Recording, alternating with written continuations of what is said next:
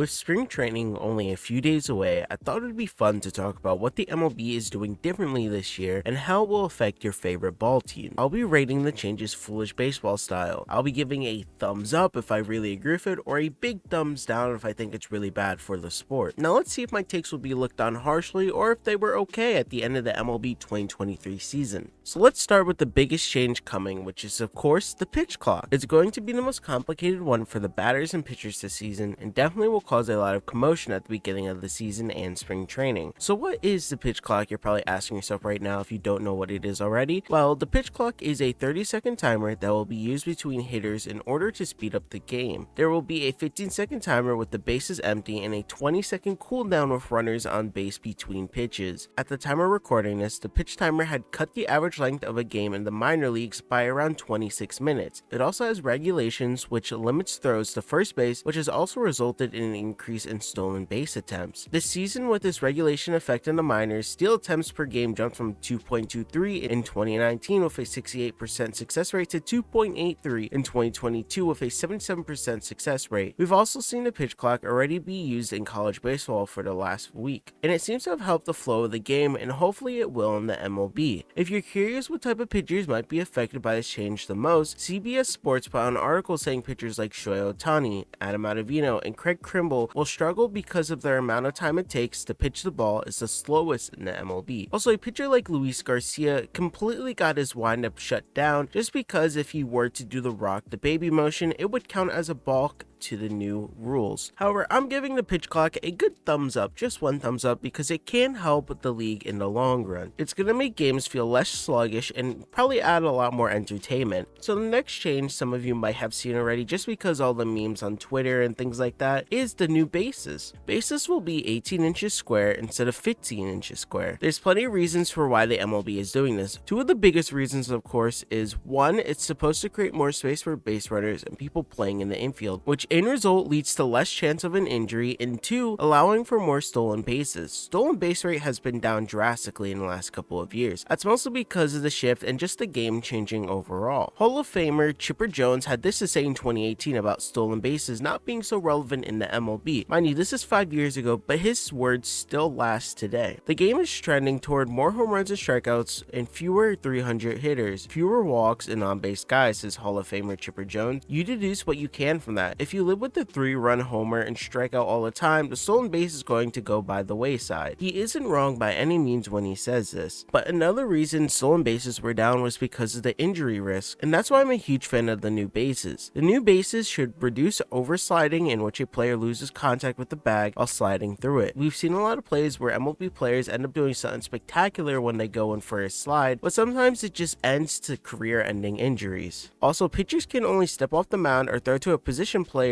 twice before they can no more in the at-bat. It's going to create such a fun scenario for fans while putting a crap ton of pressure onto the pitchers to not use up all their chances. It also provides a new mind game for the base runners to have fun with. I cannot wait for people like Terrence Gore and Tim LeCastro to do their thing in big games and show off all these changes perfectly, while players maybe like Ronald Acuna Jr. might go for a 30-30 season or a 40-40 season again. I'm really ecstatic to see this happen. I give this new rule a double thumbs up just because I think it'll overall help the sport of baseball and actually will lead to a lot more fun games and a lot more stolen bases, because stolen bases are what make baseball really exciting when a game might seem really boring. I'm also a big fan of seeing speedsters or maybe even a Vogelback type steal a bag and make the opposite team react to a runner advancing. And of course, it will actually help lessen injuries, which is always a good thing in the sport. The last change, and maybe the biggest for certain teams, is going to be removal, or rather restriction, of the shift. If you don't know what the shift is and are new to baseball, this clip perfectly describes it to you. The defensive team must have at least 4 infielders, with at least 2 infielders totally on either side of second base. These constraints are designed to raise the batting average on balls in play, allow infielders to exhibit their athleticism, and restore more typical batted ball outcomes. The league-wide batting average on balls in play in 2022 is 291, as of this recording, which is 6 points lower than 2012 and 10 points lower than 2006. This shift sucked honestly for a lot of people, and it sucked for me just because I was a Yankees fan. Yankees fans know that a lot of the people we have in our lineup was getting shifted on, but apparently a lot of the other teams didn't have that much of a problem. I think the shift at some point kind of killed comebacks to a sense, and overall just made the sport of baseball boring at some points. I think it will be very fun to see people change up their defense this year and show how athletic they can be instead of always being at the correct spot to get batters out. However, at the same time, people can argue that the shift forced hitters to be better and hit the opposite side of the field, and if they couldn't, then they were overall just couldn't improve as a player. A lot of players like Joey Gallo struggled from the shift. Fun fact, over 80% of his at-bats have had the shift involved since 2017. Here's an example of what the Tigers did to him in 2021. Even players like Corey Seager had a down year in 2022 because people just kept shifting on him and he couldn't really do much besides try and pull the ball, and if you're trying to learn that on the fly, it is kind of hard. It would be very interesting to see someone like a Corey Seager or Joey Gallo actually exceed expectations next year because they can't get shifted on as frequently. Also, shout out to people like Freddie Freeman who got shifted on a lot but still beat it out most of the time. I give this new rule a thumbs up. It will make baseball more entertaining and in the long run maybe force players to do crazy defensive plays, which I'm all for. Defensive highlights is where it's at. I remember watching a lot of them as a kid, and that's always something I look forward to doing when I woke up and I watched Sports Center. I want baseball to be exciting for the youth, and hopefully these new changes will invite more of a younger audience so baseball can flourish for years to come. Also, Rob Manfred, what are you doing? Please get rid of the blackout, please, please, please, please, please. Anyways, guys, thank you guys for watching. My name's Joe. Have a great day, night, whenever you're watching this. Have a good one.